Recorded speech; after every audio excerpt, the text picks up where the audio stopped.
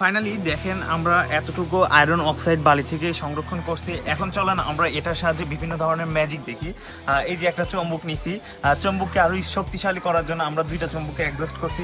এখন এই চুম্বককে যদি আমরা এই খাতার পেজের নিচে ধরি তাহলে দেখেন গাইস কী ঘটে। এই যে দেখতে পাচ্ছেন আয়রন অক্সাইডের ম্যাজিক শুরু হয়ে গেছে।